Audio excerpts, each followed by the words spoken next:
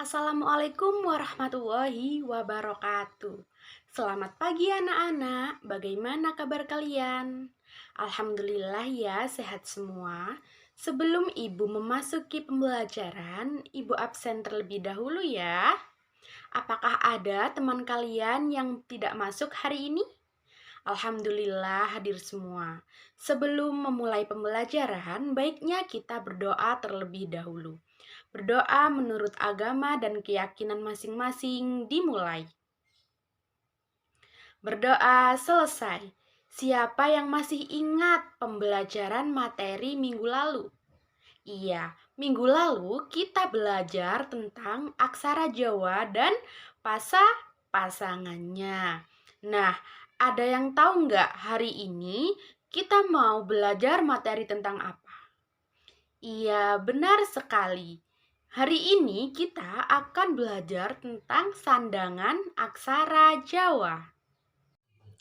Siapa yang tahu sandangan aksara Jawa itu apa? Nah, aksara Jawa dalam bentuk wujud dasar atau aksara carakan itu berwujud wanda legeno. Artinya hanya bervokal A jika dibaca. Maka dari itu, supaya dapat bersuara selain A saja, harus diberi sandangan. Sandangan aksara Jawa artinya adalah suatu tanda untuk mengubah suara suku kata pada aksara Jawa carakan.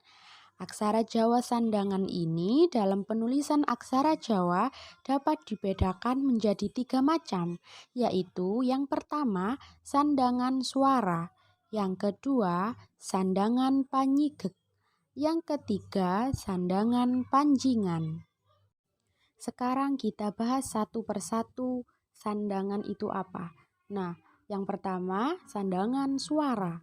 Sandangan suara yaitu sandangan pada aksara Jawa yang berbunyi vokal I, U, E, dan O. Sandangan suara pada aksara Jawa ini terdapat 5 macam yang masing-masing memiliki nama dan keterangan bunyi vokal yang berbeda-beda. Yakni yang pertama tanda vokal I yaitu wulu. Wulu di sini penempatannya ada di atas aksara carakan. Yang kedua tanda vokal U yaitu suku. Suku di sini penempatannya ada di akhir aksara carakan. Yang ketiga tanda vokal E yaitu taling. Taling di sini tandanya ditaruh di awal kata sebelum aksara carakan. Yang keempat ada tanda vokal E yaitu pepet. Pepet di sini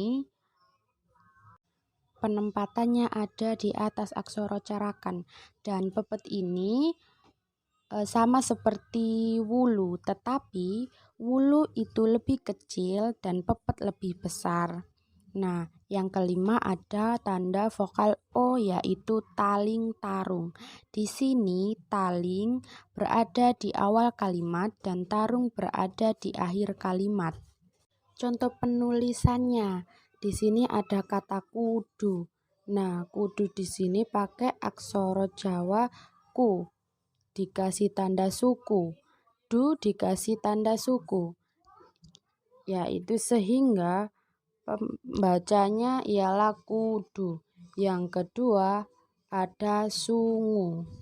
Sungu ini memakai aksara Jawa su, dikasih tanda suku. Lalu ngu dikasih tanda suku.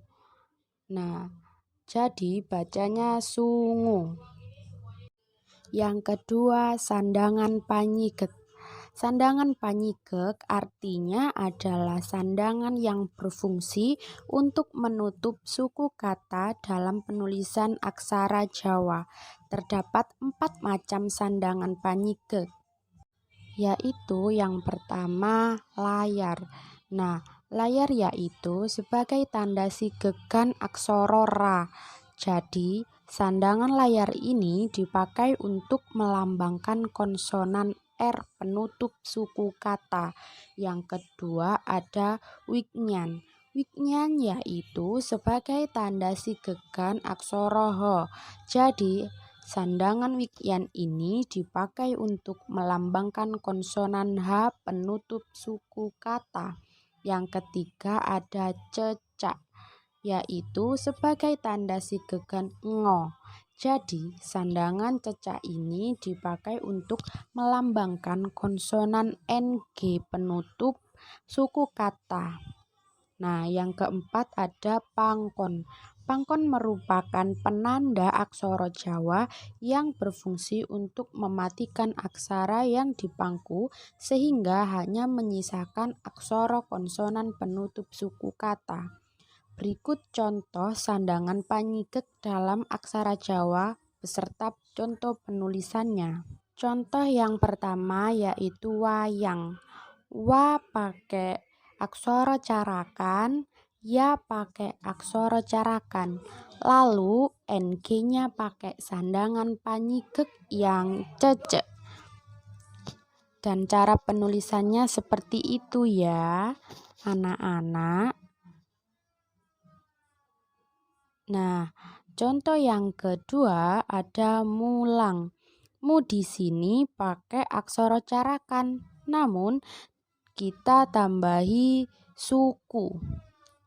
Lalu la juga pakai aksara carakan, tetapi ditambahi ng-nya pakai sandangan panyigek yang cecek. Nah, cara penulisannya seperti itu.